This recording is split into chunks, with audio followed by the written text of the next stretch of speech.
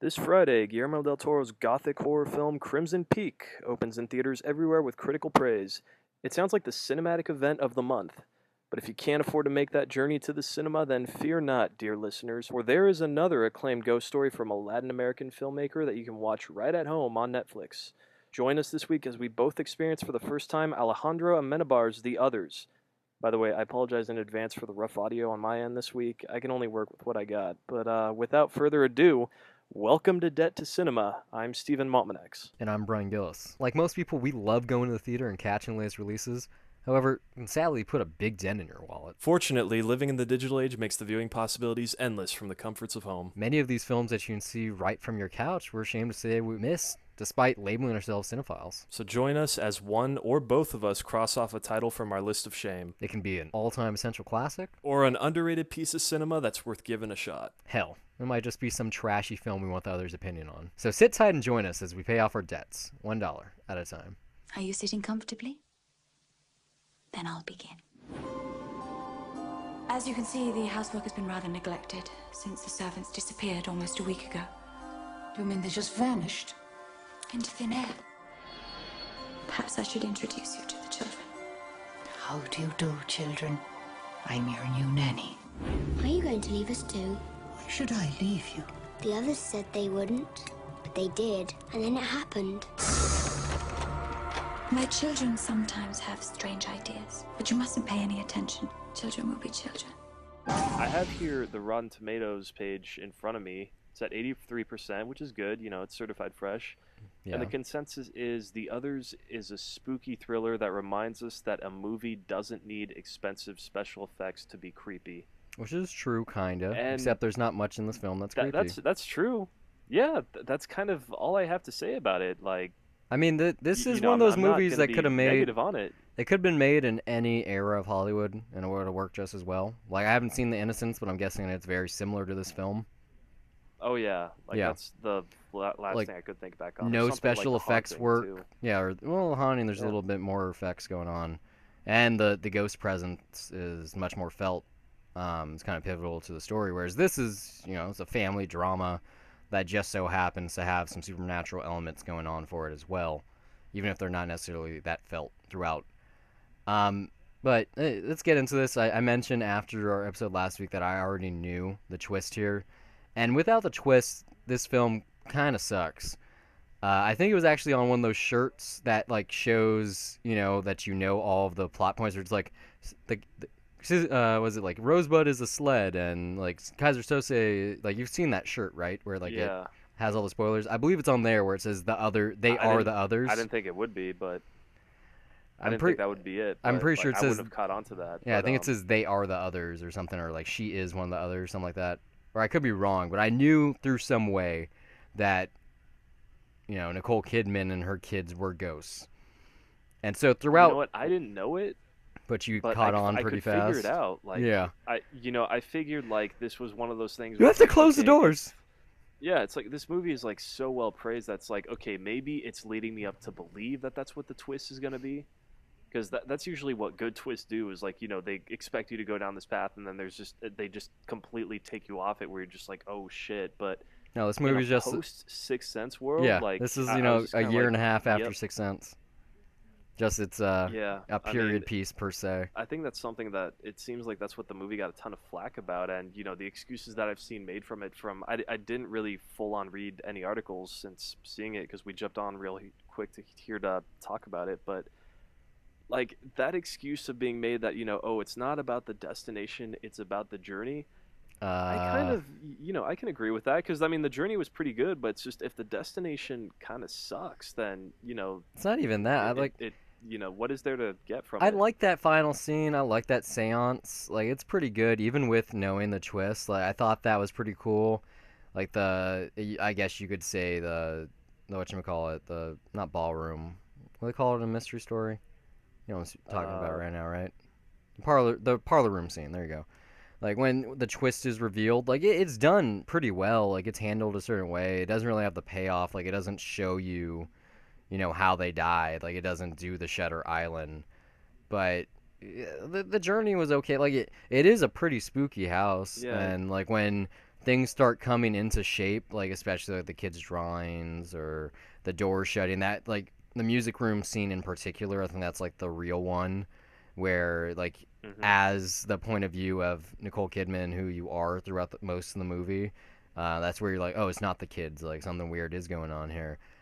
Um, but I don't know, like I mean, there's that there is scene. some really nice atmosphere. Like, Yeah, definitely. But I mean, I think that's also because the house and the fog and the music. Speaking of which, I mean, yeah, he all that stuff the did look director beautiful. Like, composed the music. compose a score, yeah, and Yeah, it's good. yeah, it's good. I mean, I honestly though, like, I did just watching this movie like visually, I did, because I couldn't help but be reminded of something like The Innocents or, probably that more closely. But like, yeah, even then, The Haunting. Yeah, I know it's different, but it feels like it's that type of horror that's trying to be atmospheric, and And the house is a I character. just kept feeling.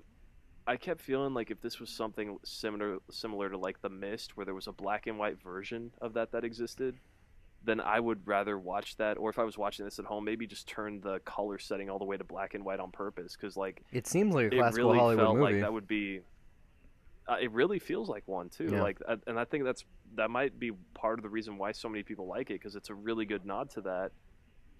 But like I do think another thing, like just narratively, like probably my favorite thing is just how they managed to play with, they have an excuse for having this house basically being pitch black inside at all Uh-huh. times. Like, And it works that's a really great well. narrative device, just with the kids, yeah, being allergic to light. Like, it makes, weirdly enough, instead of making darkness seem threatening, it makes the light itself seem threatening, and darkness is safe instead. I And mean, that's really cool. it also I helps with thought the that was a cool lighting way to play that. choices, like for the period set in and saying, oh, like fuck electricity, like the Nazis turned it off, we never bothered to pay the bill. Yeah.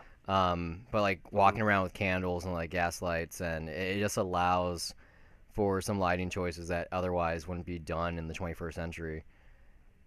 But if you take away, the set decoration and the hair styling and the wardrobe and all that stuff, then you just talk about, a mother and her two kids and her three servants. There really isn't much going on here. Like, it's kind of kooky, especially with like the way religion plays into it and the closing the door thing in particular. Like, they're really like, yes, we get it. Your kids, they're allergic to photosensitivity or whatever. But why can't you just have the curtains closed in all the rooms at all times and then just leave the doors unlocked? Why do you gotta be a bitch I 24/7? think you can kind of sympathize with just all the stuff that she's going through based on the information that you have. Like, you can at least sympathize with it on that level. But No, because she's like a stuck-up bitch the whole I mean, movie. yeah, I mean, well, my issue, like, she's basically left alone during the war. But like, I don't know. It's tough because it's like, this goes back to that twist ending. Like, A, it's not surprising, and then B, when you find out the reason why, it's not easy to really sympathize with anyone hmm after that point. I I just mean, like and I that's kind of forgot about it before I watched it, but it totally came back to me in a wave when it happened. That like basically iconic scene where her daughter's playing in her communion dress, and then she's an old woman. Like I remembered that from hmm. the trailer. Like they showed that. It was the I am your daughter. Like I remembered that very, very well. And with keeping in mind that they showed that in the trailers, like that has nothing to do with this movie at all. Not even a little bit. No, Like the effects work is no, not really at all. I mean, I cool, didn't. but That really sucks that they revealed that in the trailer, because I thought that was one of the creepier things that I saw in the movie. yeah. Like, I mean, like, I'd hate to do this again, but it's like I don't have much to say here. That Rotten Tomatoes consensus, I think, says everything, but I just don't think it's that special. And I Well, I think mean, I it, didn't want to watch it, even it with really, the, knowing the twist. Like, even if I hadn't known the twist, I still don't want to watch it because it's basically just Nicole Kidman bossing around some kids. yeah. I mean, it is like, it's a good, I want to say, throwback to those like old Uh huh. types of classic horror house movies, but. And I mean, like, especially when you keep in mind like all the horror films that we got, especially in the last decade, it's like, yeah, I can see that being absolutely refreshing, especially with the talent that's involved in this. But hmm I feel like I'm gonna forget about it next week. Uh, there really isn't that much. I mean, I don't know. I'm just kind of bummed, especially with the hype going into this. I mean, I didn't really expect that much, but once I realized that there was going to be a twist ending, like, and that it was clear what it was going to be, like, I mean, it's specifically the they're dead part that I had a problem with. The fact that she was the one that killed them, that, That's kind of weird, yeah. you know, Like, like, yeah, why did she do like? And the way they kind of just make up for it's, it, they're like, "Oh well, I must have been mad, and it's all coming back to me, yeah, killing you with the it's like, pillows and then shooting myself." It's like, what? yeah, I mean, it's a Where the fuck weird, did that come from? and then I don't know at the end what I'm supposed to get out of that is, acceptance of, well, what? Like, I mean, I get it, they're in purgatory, but yeah, I don't, I don't even know, like, what I'm Hey, supposed to get out of you this. wanted to pick it. I It know I was. did, like, yeah, and I'm kind of disappointed, like, because I know it's very well regarded, but I mean, yeah, I mean, there's some cool it's not stuff the here. Like brilliant it's like you said, film that I thought it's it would be. very atmospheric. The fog has some character to it, and the Hmm. house is very spooky. But it's not utilized that well. But I really liked like the opening transition from the credits, that like storybook-esque picture basically that Yeah, transitioned into the house with the reflection in the lake. Like I thought that was really cool. A couple other things. I really didn't understand the father coming back, because it's like, well, he's obviously a ghost too. Why doesn't he just stay with his family? Why'd he leave?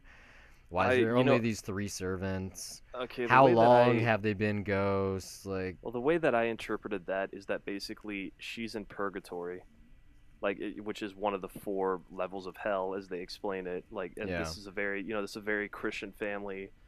She's teaching them all this stuff. We know that the father, I'm just assuming he died in the war, and he's basically at that point where he's in between. He's going to heaven, and that's why he has to leave.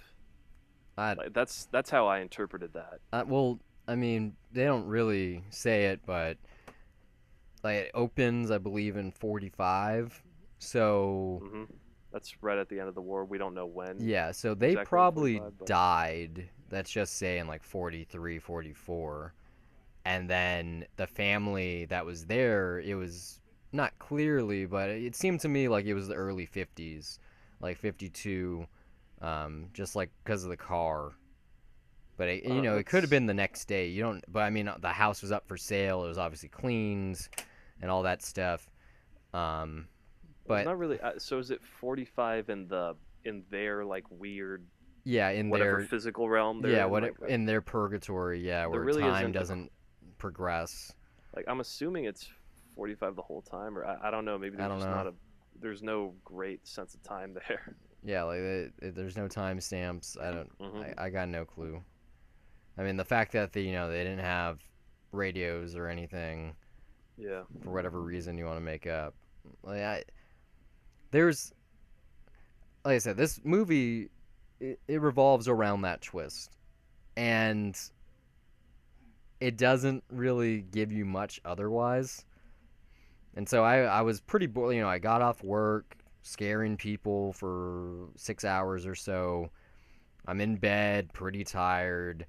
I think I almost fell asleep like 3 times. I had to like stop midway to do something else so like I could re-energize myself. Like I had very little motivation outside of having this episode to record. Yeah. But like it was something that I could scratch off my list, and the fact that the director has something out right now, like whatever. Like it wasn't a waste of time. I didn't think it was a bad movie. It was enjoyable. It wasn't the worst thing I've ever seen on Netflix. It's just if you've listened to this episode, you have no reason to watch it because we've told you what happens a couple Yeah. I mean, and times. like that, I guess that's the idea behind this podcast. We do in-depth conversation, but it really just kind of boils down to that twist. Like, I think there's the take on just Christianity and whatnot. Like, I want to say, like, I was expecting that to go in an interesting road. Like, just I like the scenes where she's setting up all these things. The four levels of hell. Just that Go to your Hail Marys. Beg yeah, for forgiveness. like, just that one scene where she asks, like, oh, if you the Romans were gonna cut off your head, like, to believe in, you said you Yeah, believe yeah, in yeah. Jesus, like, yeah, I mean, there was some good stuff there. I I get what it added up to, at least how I interpret it. I'm left feeling underwhelmed all because of that twist. If that sex scene was like balls to the wall, like it was good, then there could have been some Then maybe redeeming you would have quality. liked it. Yeah, because I mean, you got Doctor Who fucking Nicole Kidman. Like, there's some Wait, stuff. was that not Tim Roth? No, it was Eccleston. That was Okay, the Doctor Who yeah, before Merchant. So he's I assume, I don't know why I four thought it was back Tim now. Roth, but Yeah, four Doctor Who's back. But yeah, I thought it was interesting that Tom Cruise produced this or exec I was produced actually, it. yeah, I saw that. I It was like, made sense wow. because they were still married at the time, but I was like, Yeah. huh.